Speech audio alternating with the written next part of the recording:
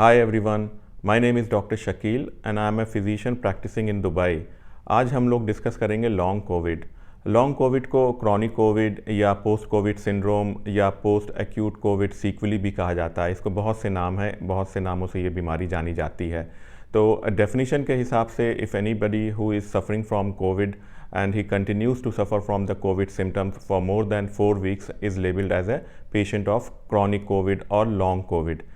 इसके बारे में बहुत से लिटरेचर में आजकल चीज़ें मौजूद हैं और ये ज़्यादातर पेशेंट उस तरह के होते हैं जो कि एक्यूट कोविड जिनको हुआ और उसके बाद वो कोविड से ठीक हो गए, लेकिन उसके बावजूद उनके अंदर कुछ ना कुछ सिम्टम्स जो हैं वो चलते रहे और जब ये चलते रहते हैं और मोर देन 4 वीक से ज़्यादा कंटिन्यू करते हैं तो उनको हम लोग लॉन्ग कोविड के पेशेंट्स कहते हैं। इसका एग्जैक्ट कॉज अभी तक किसी को भी नहीं पता है, लेकिन बहुत सी अटकलें लगाई जा रही हैं। कुछ लोगों का कहना है कि शायद ये जो है वायरस के रीएक्टिवेशन की वजह से बॉडी के अंदर होता है। कुछ का कहना है कि शायद ये एबनॉर्मल एंटीबॉडीज़ बनने लगती हैं जो कि ऑटो एंटीबॉडीज़ की तरह से एक्ट करती हैं और आपके ऑर्गन्स को डैमेज करती हैं, जिसकी वजह से ये सारे सिम्टम्स पेशेंट को सफ़र करने पड़ते हैं।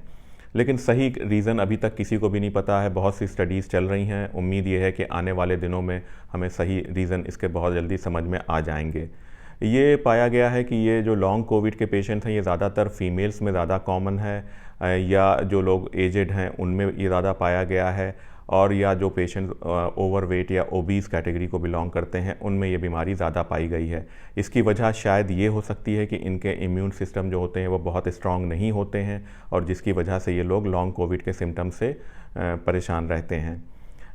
इसमें ये भी एक चीज़ पाई गई, एक बहुत ही इंटरेस्टिंग, कि ये इसका जो लॉन्ग कोविड के जो सिम्टम्स हैं इनका कोई रिलेशन इससे नहीं होता है कि आपको जब कोविड हुआ तो कोविड वो माइल्ड था या मॉडरेट था या सीवियर था। इनफैक्ट ये भी देखा गया कि बहुत से पेशेंट जो कि एसिम्प्टोमेटिक कोविड पॉजिटिव थे और जब वो बाद में ठीक भी रहने के बाद उनको कुछ दिनों के बाद ये कोविड के सिम्टम्स आने शुरू हुए, जो कि बहुत ही इंटरेस्टिंग था। जब उनको एक्यूट कोविड था तब उनको कोई भी सिम्टम नहीं था, लेकिन उसके कुछ हफ्तों के बाद उनको ये सिम्टम्स आने शुरू हुए और इसलिए उनको लॉन्ग कोविड कहा जाता है। और ये लॉन्ग कोविड के पेशेंट्स वो होते हैं जिनमें कि कोविड टेस्ट नेगेटिव होता है लेकिन कोविड के सिम्टम्स चलते रहते हैं। सिम्टम्स में अगर हम बात करें तो सबसे कॉमन जो सिम्टम्स पाया जाता है वो फटीग का है, कि इंसान को ये लगता है कि बहुत कमज़ोरी है, काम करने में तकलीफ़ हो रही है, चलने फिरने में तकलीफ़ हो रही है। जो दूसरा सबसे कॉमन रिपोर्टेड सिम्टम है वो है सांस का फूलना या खांसी का आना या पैल्पिटेशन होना, चेस्ट पेन होना, एंग्जाइटी, डिप्रेशन, मेमोरी लॉस का होना या ब्रेन फॉग जिसे कहते हैं कि लैक ऑफ कंसंट्रेशन या चीज़ों को समझना उसमें परेशानी आ रही है लोगों को। इसके अलावा जॉइंट पेन हो सकता है, हाथों पैरों में झंझनाहट हो सकती है, पेट में दर्द हो सकता है, डायरिया हो सकता है, और बहुत लो परसेंटेज में फ़ीवर भी देखा गया। और एक और इंटरेस्टिंग फिनोमेना देखा गया कि कुछ पेशेंट्स में ये वैक्सिंग एंड वेनिंग टाइप का फीचर इस बीमारी में पाया गया, कि जैसे आपको कुछ दिन सिम्टम्स हुए, उसके बाद आपको ठीक हो गए, आपको लगा अब आप रिकवर कर गए हैं, लेकिन कुछ दिनों के बाद वो सिम्टम्स फिर से आपके अंदर आ गए। तो ये भी एक इंटरेस्टिंग चीज़ इस बीमारी में पाई गई है। इस बीमारी में घबराने की कोई बात नहीं है, क्योंकि ये सब सिम्टम्स जो हैं वो अपने आप कुछ दिनों के बाद ठीक हो जाते हैं। Most of the time with in 3 months patient recover कर जाते हैं, लेकिन कुछ पेशेंट्स में परसेंटेज में ये देखा गया कि ये बीमारी 6 महीने से 1 साल तक भी कंटिन्यू की गई। कुछ पेशेंट्स में इवन 1 साल के बाद भी सिम्टम्स पाए गए हैं। अभी रिसेंटली जैसे मेरे एक पेशेंट आया, उनको लॉस ऑफ टेस्ट और लॉस ऑफ स्मेल जो एक सिम्टम होता है वो था, तो उनको स्मेल वापस तो आ गई लेकिन स्मेल जो थी वो नॉर्मल नहीं थी, एबनॉर्मल स्मेल थी।